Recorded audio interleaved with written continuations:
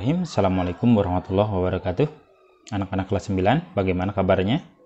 Ya, Bapak harap kalian selalu dalam kondisi sehat walafiat. Pada minggu yang lalu, kita sudah mempelajari materi berilmu, kerja keras, kreatif, produktif, dan inovatif. Nah, pada pertemuan kali ini, materi yang akan kita pelajari adalah ada bergaul dengan tetangga, dengan saudara, dan juga ada bergaul dengan teman. Sebelum kita ke pembahasan, kompetensi dasar yang akan kita capai pada pertemuan kali ini adalah menerapkan ada bergaul dengan saudara, teman, dan tetangga. Baik, kita mulai. Namun sebelum kita mulai, mari kita awali pembelajaran kali ini dengan membaca basmalah bersama. Bismillahirrahmanirrahim. Silahkan buka bukunya, buka halaman 54. Di sini ada 2 buah hadis dan juga ada beberapa buah gambar ya. Di halaman 55 dan 54 ada hadis dan ada gambar. Silahkan kalian amati hadis-hadis dan gambar-gambar tersebut. Kalau sudah, silahkan buat pertanyaan yang berkaitan dengan hadis dan gambar-gambar tersebut. Kita mulai saja. Kita bahas terlebih dahulu apa itu pengertian tetangga, pengertian saudara, dan pengertian teman. Untuk pengertiannya bisa kalian lihat di halaman 56. Saudara adalah orang yang masih memiliki hubungan kerabat dengan kita. Jadi saudara adalah orang yang masih memiliki hubungan kerabat dengan kita. Kemudian teman, masih di halaman 56. Teman adalah orang yang pernah bergaul dengan kita, ada di sekitar kita dan sering bertemu dengan kita. Baik itu teman waktu bermain ketika kecil, ada teman sekolah gitu ya, teman sekantor, itu teman kerja dan yang lainnya. Kemudian tetangga adalah orang yang rumahnya atau tempat tinggalnya dekat dengan rumah kita. Jika tetangga itu masih satu RT, disebut tetangga dekat. Tapi jika satu RW, disebutnya tetangga agak jauh.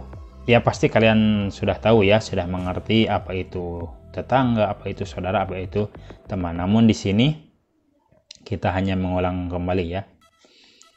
Oke. Dalilnya. Nah, di sini ada dalilnya ya.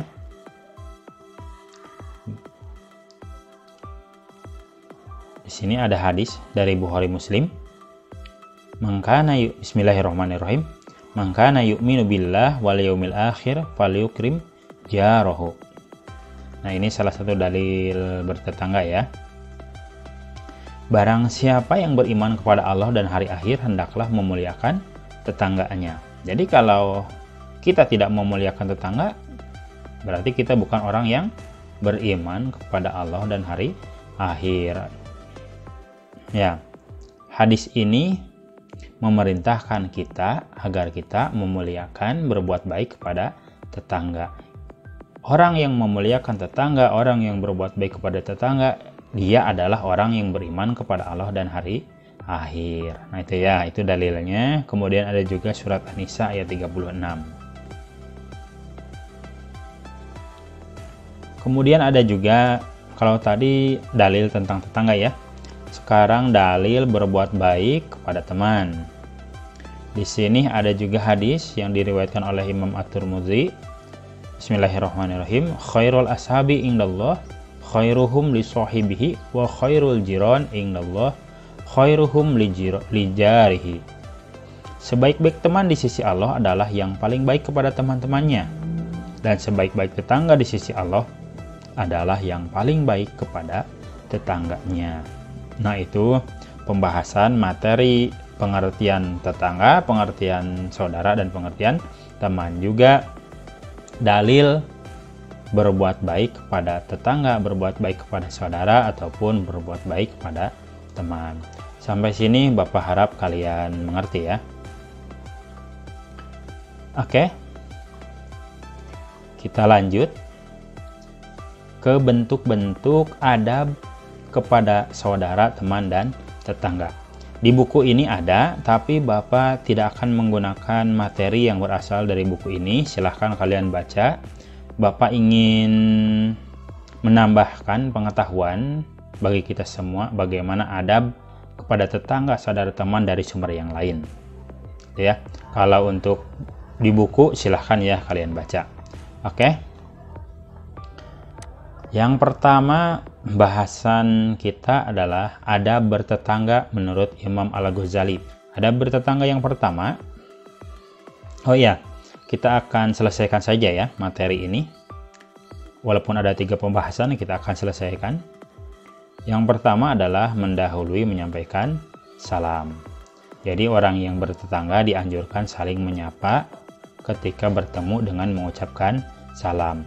Jadi ketika tetangganya muslim gitu ya, kita bisa mengucapkan assalamualaikum. Jika bertemu dengan tetangganya non muslim, misalnya kita bertemu pagi-pagi, mengucapkan selamat pagi, dan kita yang harus mendahuluinya ya, tanpa mereka yang mendahului kita. Yang kedua adalah tidak lama-lama berbicara gitu ya. Jadi jangan terlalu lama berbicara. Yang ketiga, tidak banyak bertanya. Yang kedua, tidak lama-lama berbicara. Yang ketiga, tidak banyak bertanya.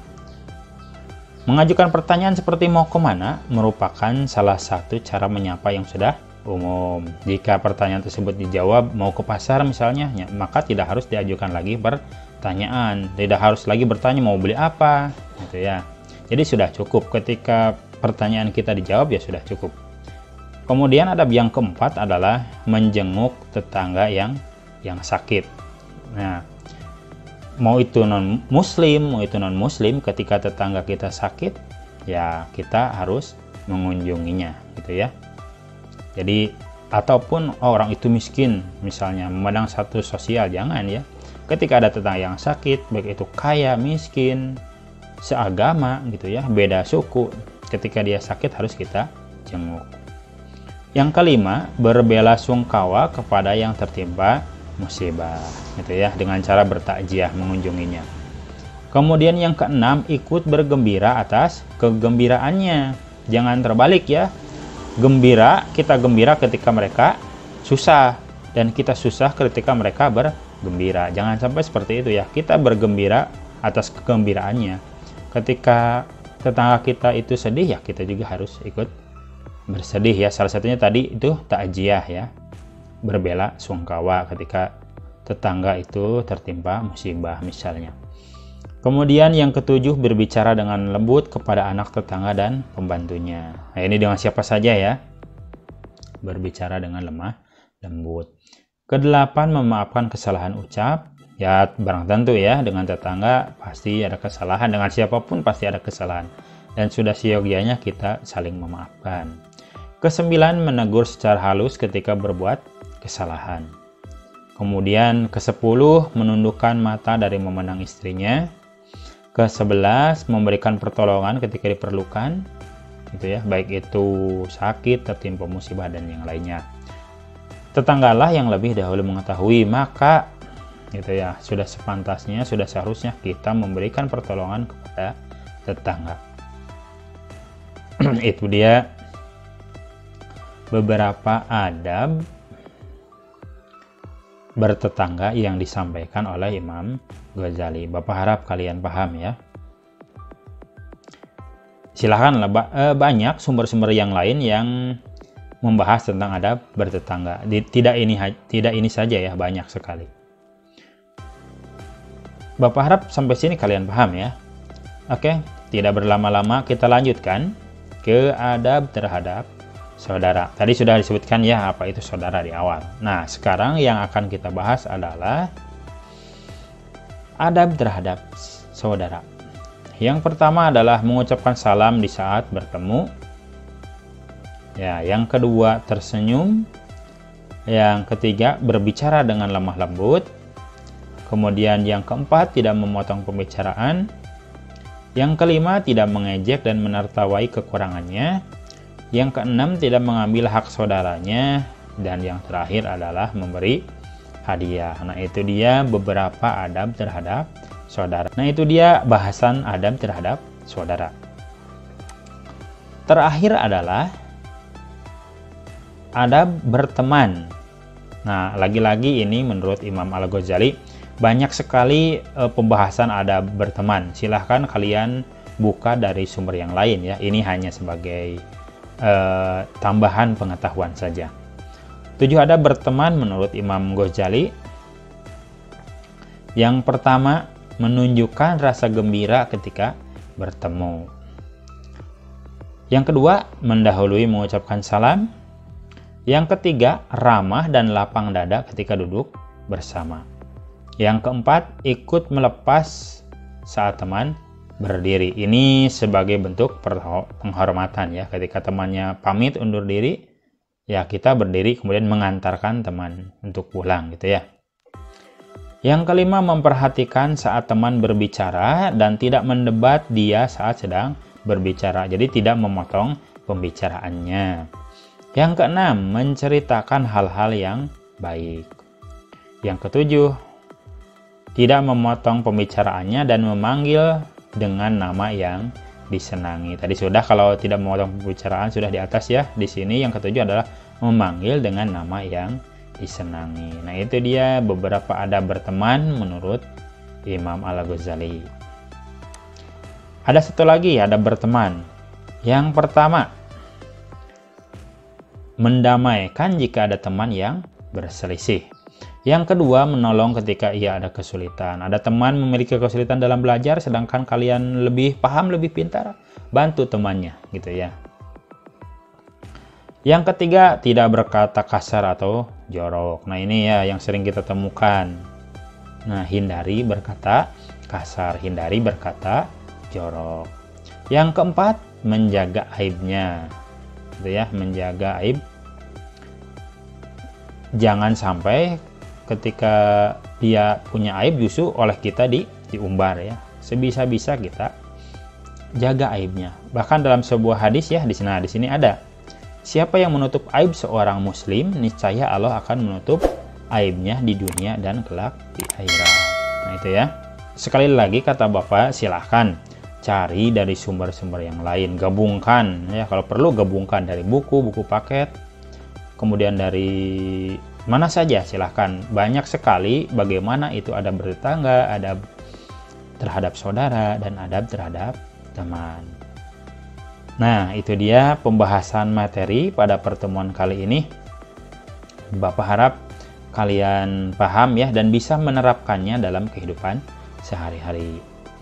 Demikian pertemuan kali ini. Mohon maaf jika dalam penyampaiannya banyak kesalahan.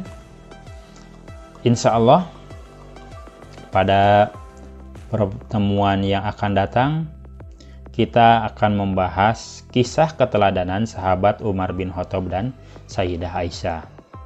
Namun, sebelum kita lanjut, silahkan kalian pelajari lagi materi adab bertetangga, adab berteman, dan adab terhadap saudara.